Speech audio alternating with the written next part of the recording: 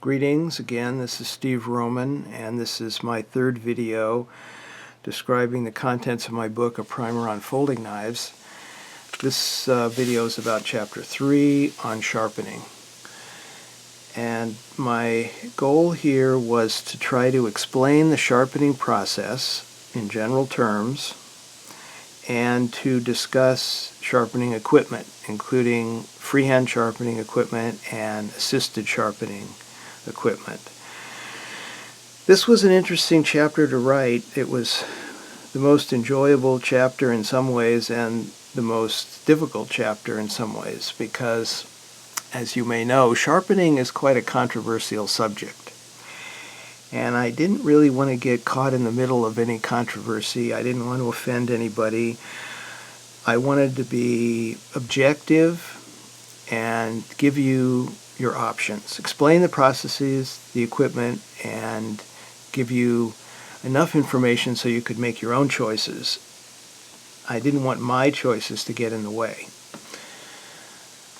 I should also add that I review lots of equipment. Maybe review is the wrong word. I discuss lots of equipment in this chapter, and with one exception, I purchased all the equipment with my own money, so I don't owe anything to anybody.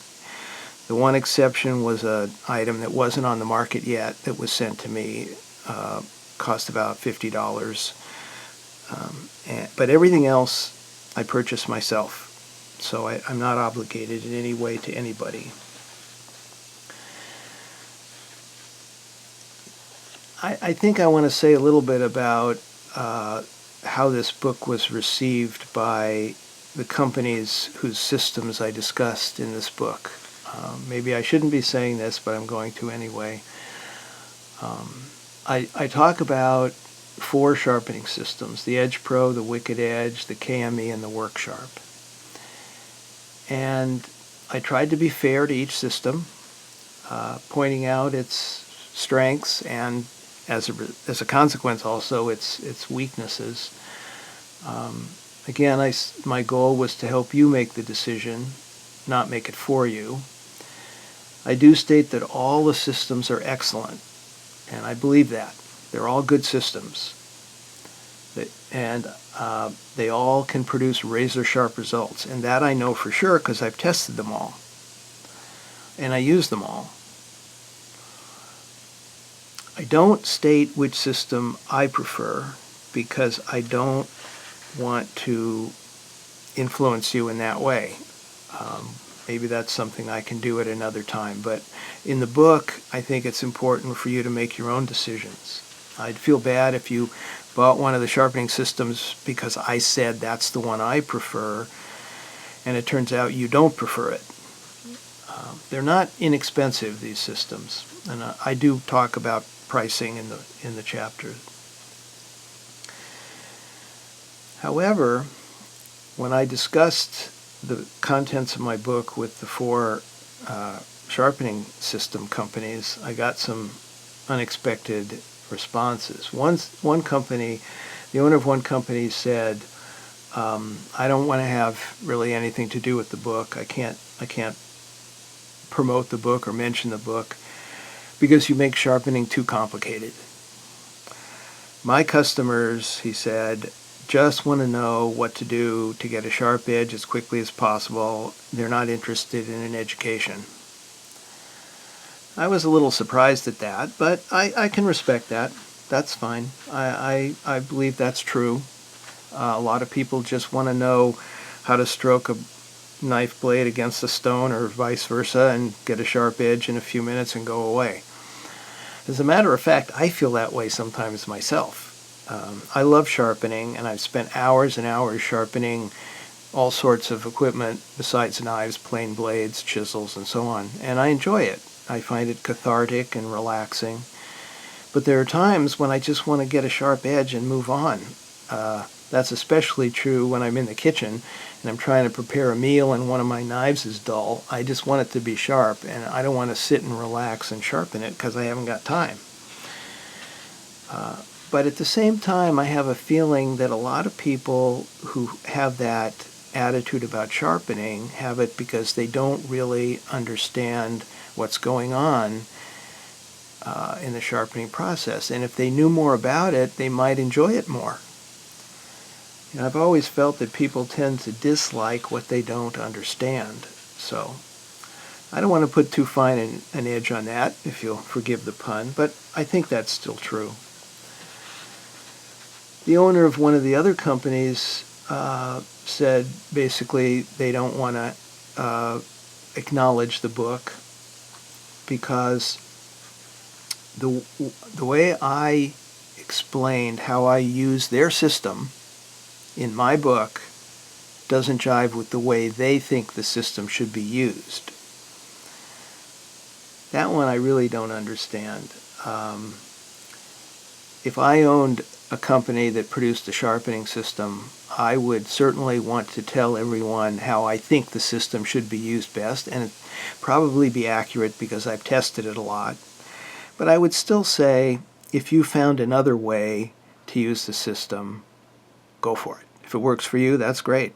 And it doesn't bother me at all. So I was a little dismayed by those responses.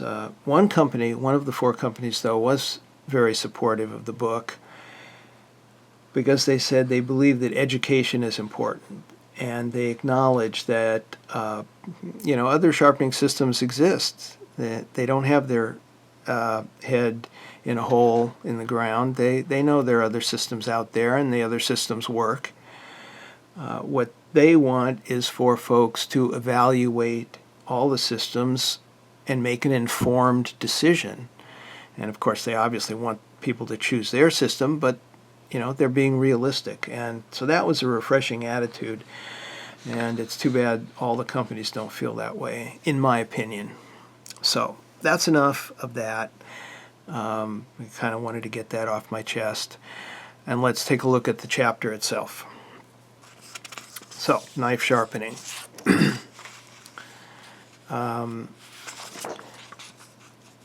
You might think that when you buy a knife, it'll have a factory edge, and that factory edge might be just fine. And maybe for some purposes it is. One of the things I've noticed is that there's quite a difference from knife to knife, that sometimes a $40 knife will be real sharp out of the box and a $200 knife won't be so sharp.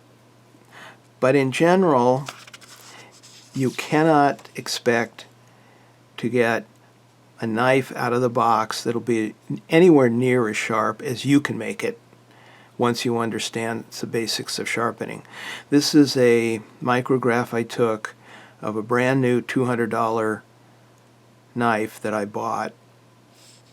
You can see the parallel marks here. That's typical of a belt sander, which is used to sharpen a lot of times in knife companies. After I sharpened the same knife, this is what the bevel looks like. Much smoother. And if you look at the edge, you can see some imperfections on the very cutting edge, on the apex we call it. Here, this is much smoother on the apex. This knife is a whole lot sharper after I sharpened it. And you can do the same thing. There's no reason why you can't. So that's something to keep in mind. Also,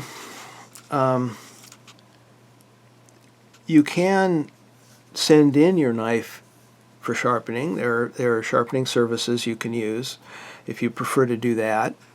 In fact, some knife companies will actually have free sharpening services. You can send your knife back. So that's an alternative to sharpening yourself, but it has some downsides. It may cost money if it's not a free service. It will certainly take time. You won't have your knife for days or maybe longer. It's a pain in the neck to be sending the knife here and there or to take it to a knife store. And you're still not going to get as sharp an edge as you could get yourself. You'll probably get the factory edge back again. So that's something to consider.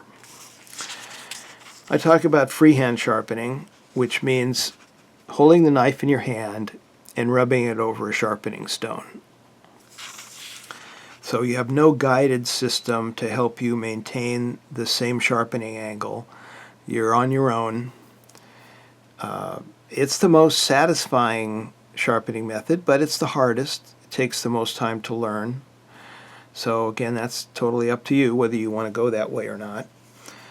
I talk about assisted sharpening systems, which are the 4 systems I mentioned before. Those systems use some sort of jig or guide to help you or force you to keep a consistent sharpening angle.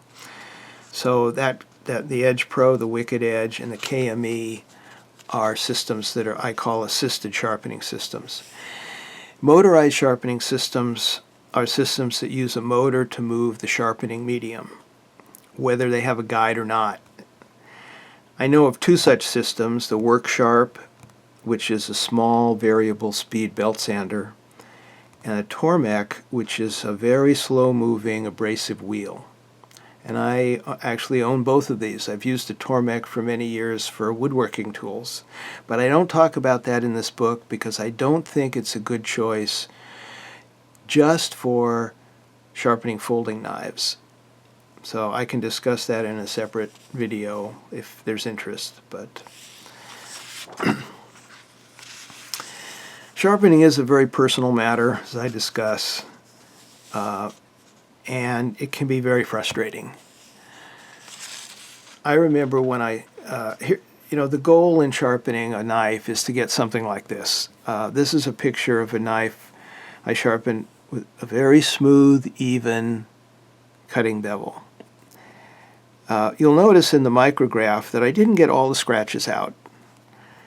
I could have gotten more scratches out if I spent more time, but even though I'm a sharpening enthusiast, I have a limit to what I'm willing to do. It could have taken me another half hour or more to try to smooth that out. And these scratches, I am convinced, will not have an effect on cutting performance. And this is another picture of the same, or a similar knife that I sharpen, and you can see the reflection. This knife also has the same reflection. You just can't see it in this photograph, so that's why I added this picture. And once you get to that level of reflection, polishing the bevel further doesn't really do much of anything. It may be satisfying, but it's not going to change cutting performance. When I started sharpening in the mid-1980s, I was horrible. In those days, I was a woodworker more than a knife enthusiast, and my first problem was sharpening plane blades.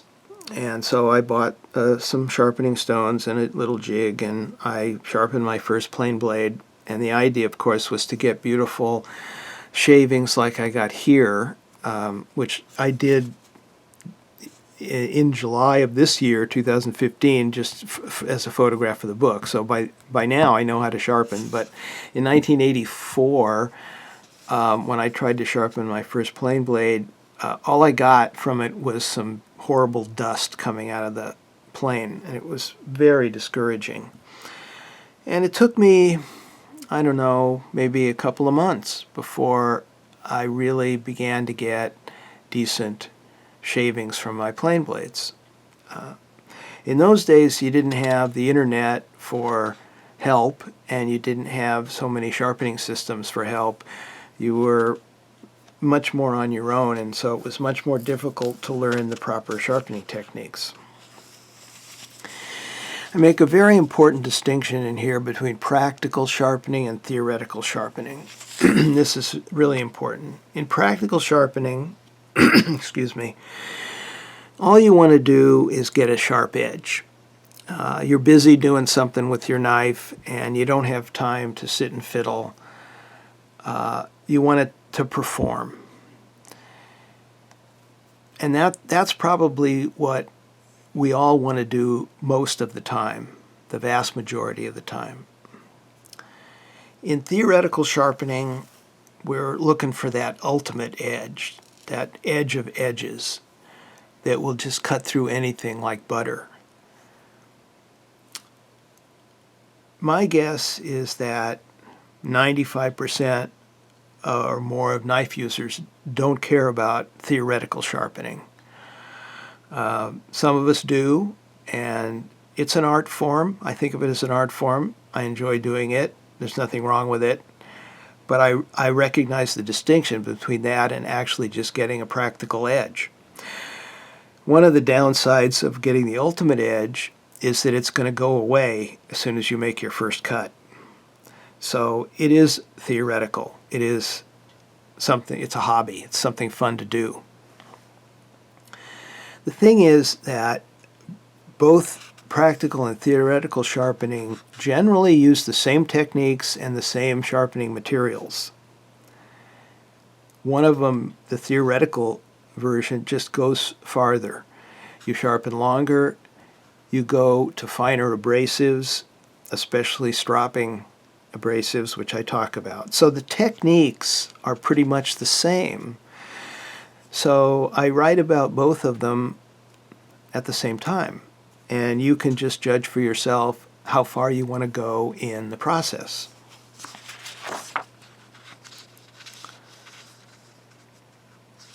What is sharpness? I talk about that with some pictures. I talk about bevel polish. I talk about cutting performance. Cutting performance and sharpening are not quite the same thing.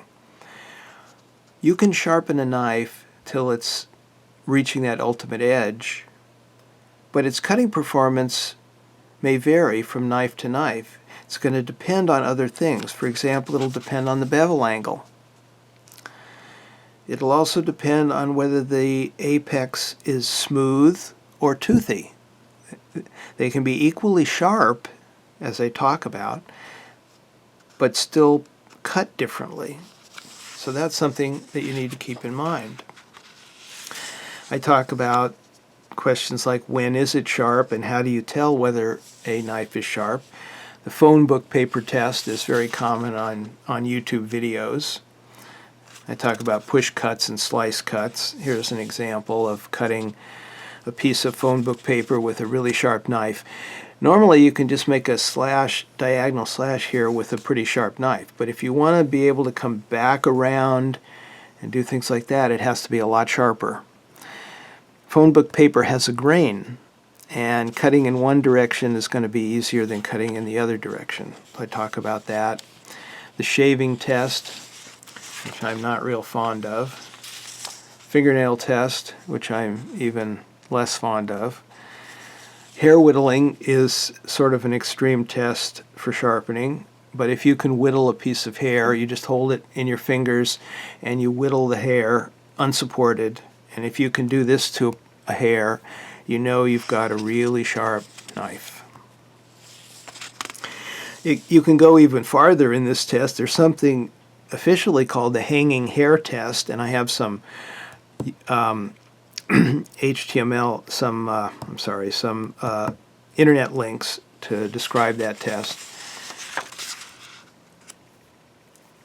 Talk about feeling for blade irregularities, reasons for sharpening. I break them down. You have edge repair, which is going to come up if you drop a knife or if you are cutting into something and you hit a piece of embedded steel. You're going to have a problem with your edge. You're going to have to repair it.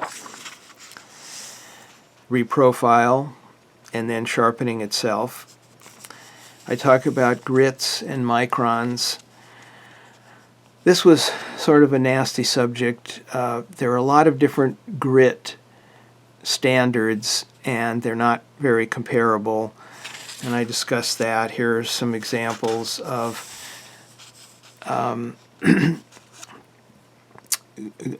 grit measurements from different companies. Atoma makes a Japanese company that makes diamond stones. DMT is a U.S. company that makes diamond stones. Spyderco, Trocera, Shapton. So there's a lot to kind of come to grips with here, and that stuff's important to understand.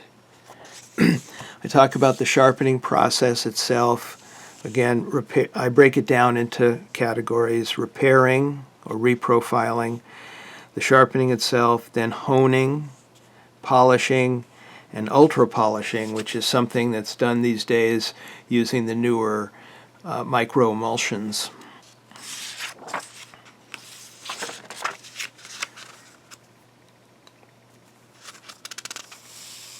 I talk about sharpening and bevel angles, sharpening angles, and micro bevels. I talk about raising the burr.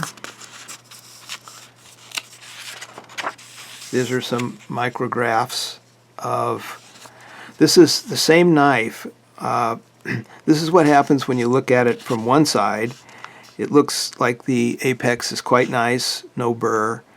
But if you look at the other side of the knife, there's a burr.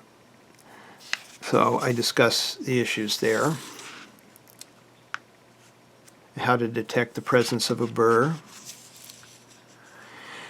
The mechanics of refining, raising the burr, and what are the issues involved in there.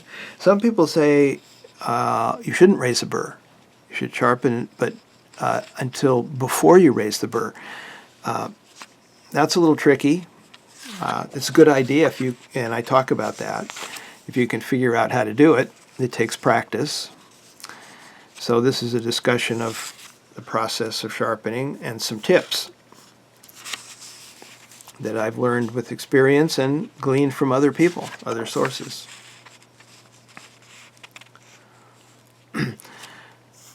Here are more tips on how to sharpen. A problem that can come up, I've gotten emails on this from people who are into sharpening. Sometimes you'll sharpen a knife, it'll seem like it's sharp, it'll feel sharp when you touch it with your fingers. The edge, the bevel will be highly polished and it looks like you're good and ready to go, but it doesn't cut. It's not sharp. And I talk about how that can happen and what to do about it. It even happens to me on occasion. So I talk about that. I talk about setting the sharpening angle. There's something called the Sharpie trick, which most sharpeners know about. So I describe that. There's some pictures of how it works. Talk about reestablishing the sharpening angle. This is relevant to freehand sharpening. If you're using a jig, it will hold the sharpening angle for you. If you want to do freehand sharpening and you want to get into it and you're a little afraid of it, which is reasonable, this WorkSharp guided sharpening system will help you learn the muscle memory to do freehand sharpening. And so it's something that is worth considering. I talk about sharpening stones, the issue of flatness, the different types of stones, diamond, ceramic, the cutting characteristics of abrasive stones, slurry and swarf, lubricants for stones, stone holders. This is all freehand sharpening. How to flatten stones. This applies both to freehand and assisted sharpening. The only system it doesn't apply to is the WorkSharp, which is a belt sander. So these are some options for flattening stones. Talk about individual types of stones: oil stones, traditional Japanese water stones, Shapton glass ceramic stones, Shapton professional stones, Naniwachasera stones, Spyderco ceramic stones, diamond stones, with some more details on the diamond stones, monocrystalline and polycrystalline diamond crystals and the differences. This was a difficult subject. I had to make some calls. I had to find some authorities who could sort of help me straighten this out. I talked to a metallurgist who was able to tell me a lot about the differences. Here's some pictures even that he gave me permission to use. Monocrystalline versus polycrystalline diamond stones. There's another picture. So I've got some fairly lengthy discussion of the difference. You can skip that if you're not that interested, but it's there in case you are. I do talk about my personal diamond ceramic grit path, how I sharpen freehand. I make it clear it's only my opinion, and there are other ways to do it, and the choice is really yours, but this is the way I found works for me. Then I start talking about the sharpening systems. First one is the Edge Pro. There's a picture of the Edge Pro Apex. I have, a couple of pages, some details on the system and which stones to use, what your options are for stones to use. I talk about the KME sharpener. This is a picture. Again, some detail on this sharpening system and how it works. The Wicked Edge. Here's the new Generation 3 Wicked Edge. Oh, I'm sorry. This is the Pro Pack. Here's the Generation 3. So I talk at some length about how that system works, the different models. This is the Work Sharp, the belt sander I told you about. This is an attachment that I think is quite useful. Then after talking about the systems, I discuss a couple of issues that are sort of generic.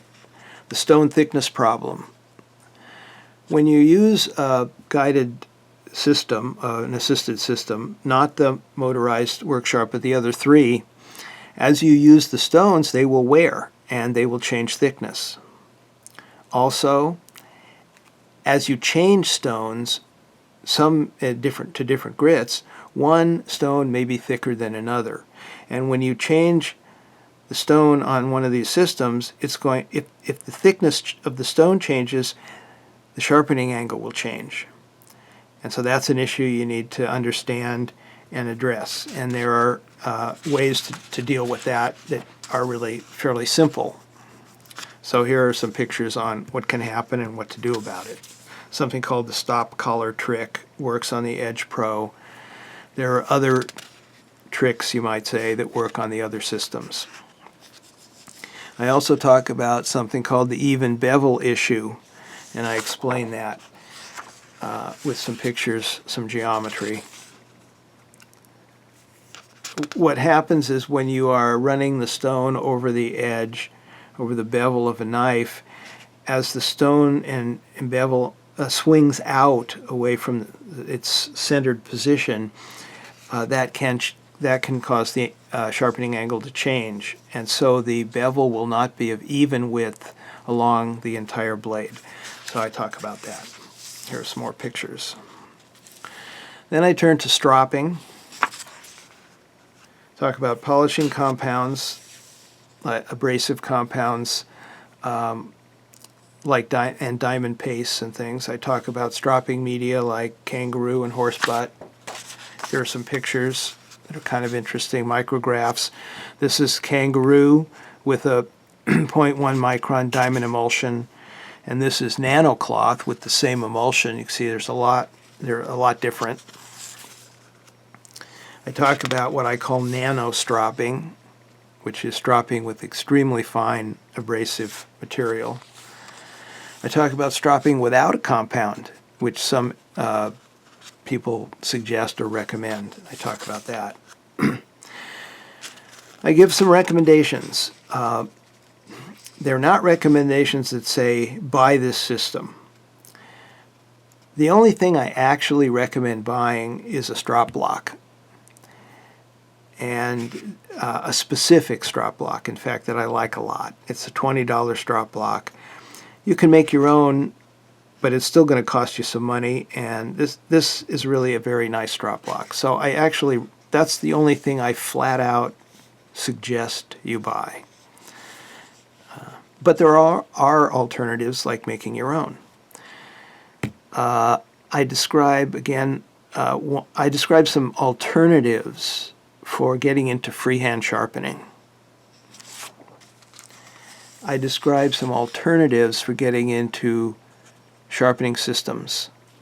So, for example, if you want your system to be portable, lightweight, so that you can move it around, the KME is probably your best choice. So I'm not recommending the KME, I'm just saying that's your best choice if those are your conditions, in my opinion.